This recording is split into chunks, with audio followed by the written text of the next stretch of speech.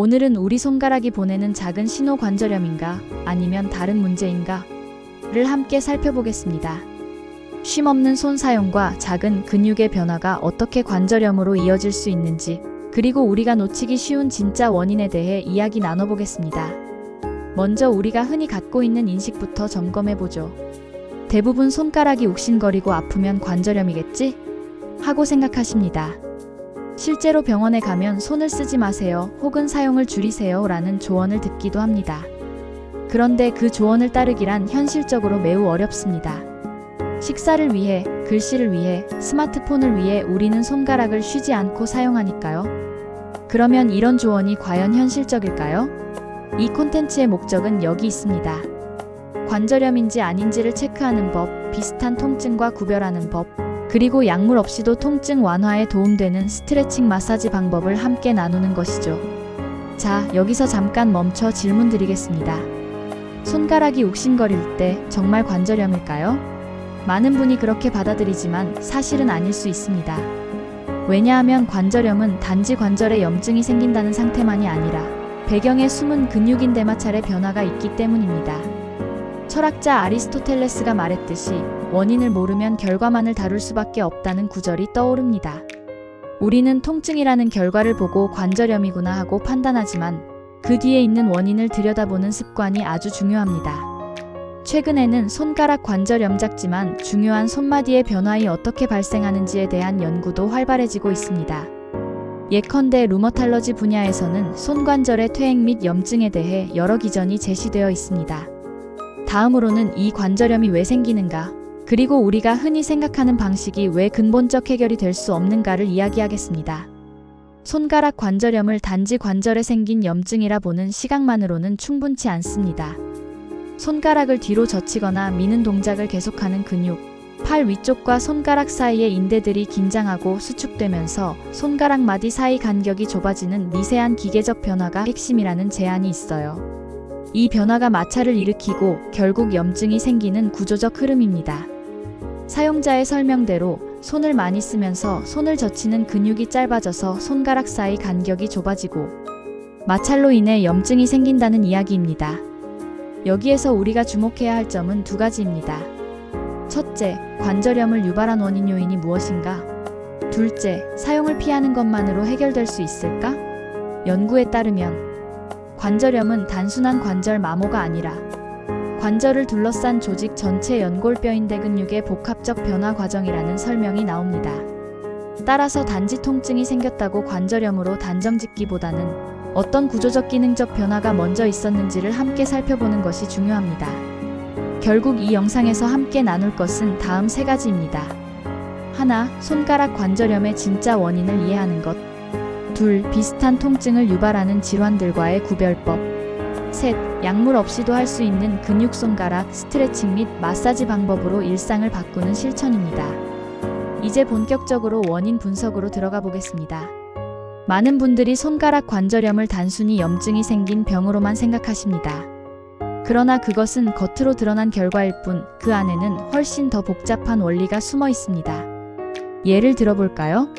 우리 몸의 근육은 늘어나는 것 같지만 사실 반복 사용이 많아질수록 오히려 오그라드는 성질이 있습니다. 이를 근육 단축이라고 부릅니다. 메이오 클리닉의 보고에 따르면 근육은 지속적인 긴장 상태에 놓이면 산소 공급이 떨어지고 수축 단백질들이 서로 겹치며 길이가 점점 짧아진다고 합니다. 이런 현상은 특히 손과 팔처럼 세밀한 근육에서 두드러지게 나타나죠. 이 단축이 문제인 이유는 손가락을 젖히는 근육이 짧아질수록 손가락 마디 사이의 간격이 좁아진다는 점입니다.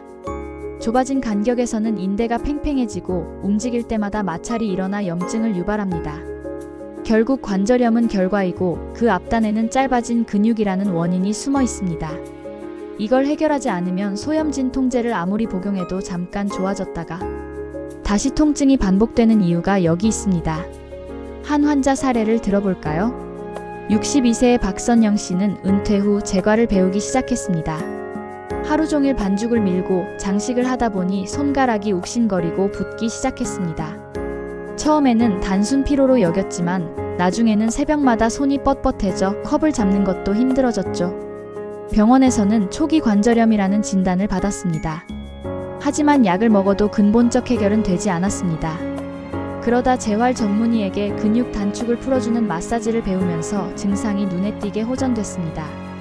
박 씨처럼 손을 많이 쓰는 사람들에게 이런 문제가 흔합니다. 특히 여성에게서 더 자주 나타나는데 그 이유는 호르몬 변화로 인한 인대 탄력 감소도 한몫하기 때문입니다. 미국 국립보건원 NIH의 연구에서는 폐경 이후 여성에게 손가락 관절염이 2배 이상 증가한다고 밝혔습니다. 호르몬 변화로 인해 관절 주변의 조직 회복력이 떨어지고 그 상태에서 반복 사용이 겹치면 염증이 쉽게 생깁니다. 그렇다면 어떻게 해야 할까요? 안 쓰면 낫는다는 조언은 단기적으로 통증을 줄일 수 있지만 장기적으로는 오히려 근육과 인대가 더 굳어집니다. 결국 일상생활에서 손을 완전히 쉬게 할 수는 없습니다. 그렇기에 핵심은 적극적 관리입니다. 약이 아니라 내 몸의 구조를 이해하고 스스로 풀어주는 관리 말이죠. 스트레칭과 마사지는 바로 그 관리의 첫걸음입니다. 많은 분이 스트레칭은 단지 근육을 늘리는 것이라 생각하지만 실제로는 신경과 혈류의 흐름을 되살리는 역할이 더 큽니다. 클리블랜드 클리닉의 연구에서는 손목 팔 근육의 스트레칭이 손가락 관절의 압박을 줄이고 염증성 사이토카인 염증을 유발하는 물질의 생성을 감소시킨다는 결과가 보고되었습니다. 여기서 중요한 점은 어디를 풀어야 하느냐입니다. 손가락만 잡고 움직이는 것보다 손가락을 젖히는 팔, 위쪽의 근육을 함께 풀어주는 것이 훨씬 효과적입니다. 팔꿈치에서 손가락 4개 정도 위쪽, 즉 전완부 상단 부위가 핵심입니다. 이 부위를 손가락이나 공으로 눌러가며 마사지해주면 뻣뻣하게 당기는 근육이 부드럽게 풀립니다. 그리고 마사지할 때 팔을 살짝 굽힌 상태에서 하면 더 깊은 자극이 들어갑니다. 혼자 하기 어렵다면 가족이나 친구의 도움을 받는 것도 좋습니다. 손가락을 움직일 때 팔 위쪽이 타닥타닥 움직이는 느낌이 드는 부위, 그곳이 바로 풀어야 할 자리입니다. 위치를 잘 모르겠다면 팔꿈치에서 손가락 4개 아래를 중심으로 손바닥 전체로 문질러 주세요. 그 부위에 따뜻한 온찜질을 함께하면 효과가 배가 됩니다. 이 과정을 반복하면 손가락 사이의 간격이 조금씩 넓어지고 통증이 줄어드는 것을 느끼게 됩니다. 아침에 손이 뻣뻣하던 느낌이 점점 사라지죠. 단, 여기서 중요한 것은 꾸준함입니다. 하루아침에 변화를 기대하기보다 매일 10분씩 정성껏 관리하는 것이 관건입니다. 철학자 스피노자가 자기 몸을 이해하는 것은 자기 삶을 이해하는 첫걸음이다라고 말했듯 내 손의 구조와 움직임을 이해하는 것이야말로 진짜 회복의 시작입니다. 이제 다음 파트에서는 손가락 스트레칭을 실제로 어떻게 해야 하는지, 그리고 다른 질환들과 관절염을 어떻게 구별할 수 있는지 구체적으로 알아보겠습니다. 이제 손가락 관절염을 단순한 염증이 아니라 짧아진 근육과 좁아진 간격의 결과로 본다면 해법은 명확해집니다. 염증을 일으킨 원인을 되돌려야 한다는 것이죠. 그렇다면 구체적으로 어떤 방법이 있을까요? 먼저 손가락과 팔 근육의 관계를 다시 한번 짚어보겠습니다. 손가락을 젖히는 동작은 팔 위쪽의 신근이 주로 담당합니다. 이 근육이 오랫동안 수축된 상태로 있으면 손가락을 움직일 때마다 마디 사이가 팽팽해지고 마찰이 생깁니다. 그래서 관절염의 통증이 단순히 손가락에만 국한되지 않고 팔 전체가 뻣뻣하거나 묵직한 느낌으로 번지기도 합니다. 실제로 런던 킹스 칼리지 병원 킹즈 칼리지 하스피털의 연구에서는 손가락 관절염 환자의 73%가 팔 상부 근육의 긴장을 함께 호소했다고 합니다. 이런 경우 통증의 근본 해결책은 염증 진통제가 아니라 근육 이완입니다. 다시 말해 짧아진 근육을 원래 길이로 되돌려주는 것이죠. 방법은 단순합니다. 팔 윗부분과 손가락을 함께 스트레칭하고 마사지해주는 것입니다. 먼저 팔의 윗부분, 즉 손목과 팔꿈치 사이를 손가락 마디로 눌러가며 부드럽게 문질러주세요. 힘을 너무 세게 주기보다 근육 속으로 천천히 들어가듯 눌러야 합니다. 그 다음엔 손가락 자체를 늘려주는 단계입니다. 여기서 중요한 포인트가 있습니다. 손가락 스트레칭은 찢는 듯이 쫙 펴주는 느낌으로 해야 한다는 점입니다. 마치 다리를 찢는 스트레칭처럼 손가락도 옆으로 살짝 벌려서 펴주면 굳어있던 마디가 시원하게 풀립니다. 책상 위에 손바닥을 대고 천천히 손가락을 바깥쪽으로 벌려보세요.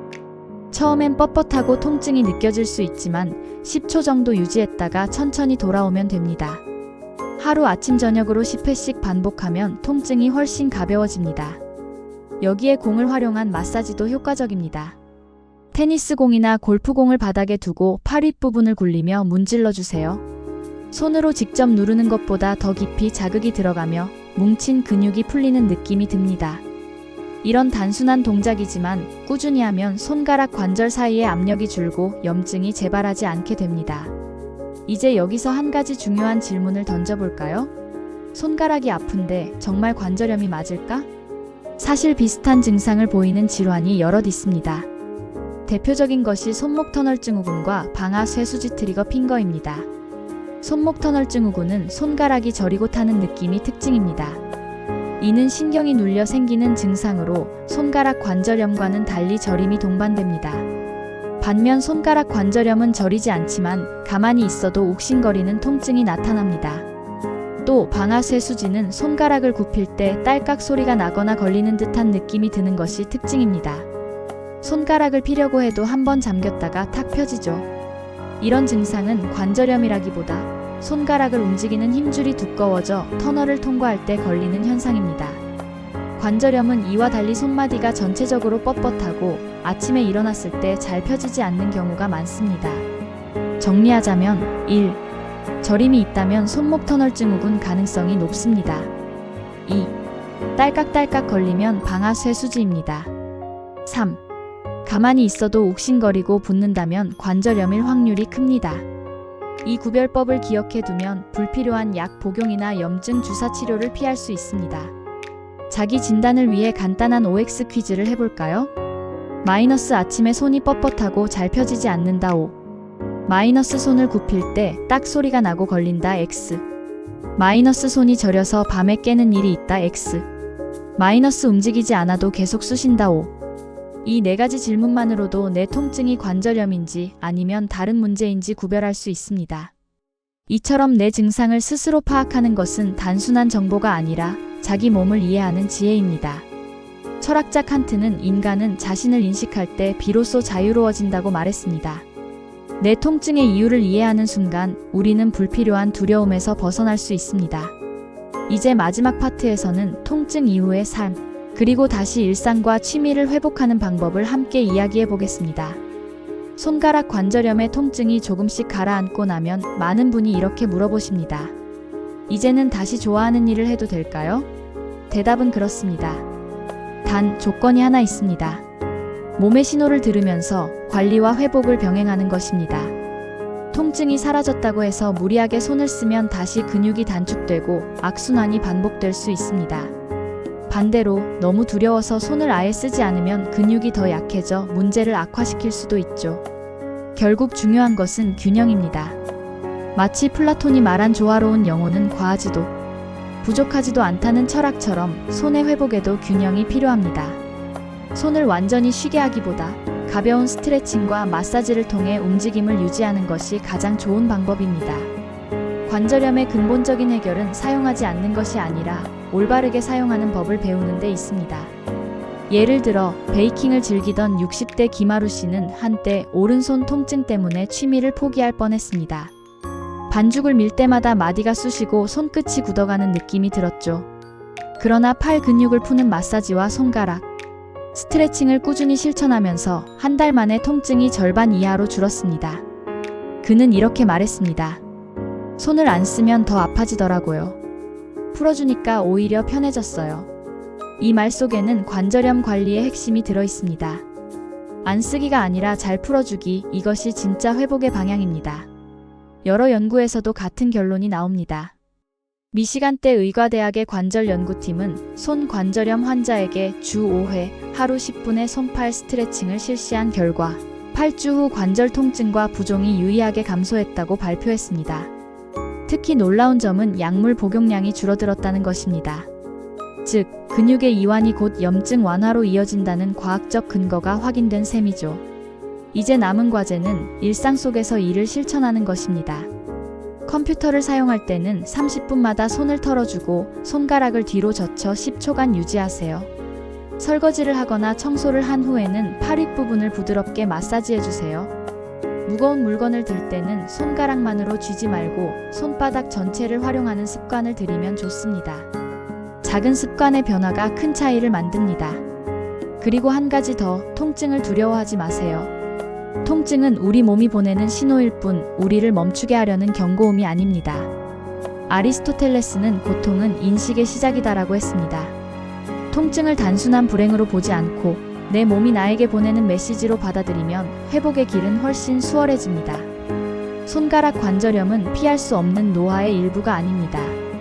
오히려 관리와 이해를 통해 충분히 늦추고 통증 없는 일상을 되찾을 수 있는 질환입니다. 스트레칭과 마사지는 단순한 운동이 아니라 자기 몸을 되돌보는 작은 명상과도 같습니다. 손끝에 집중하고 숨을 고르며 근육의 긴장을 풀어주는 그 순간 마음까지 가벼워집니다. 이제 여러분께 부탁드립니다. 오늘 배운 방법을 혼자만 알고 있지 마세요. 손이 아픈 가족, 친구, 동료들에게도 알려주세요. 한 사람의 관리가 또 다른 사람의 삶을 바꿀 수 있습니다.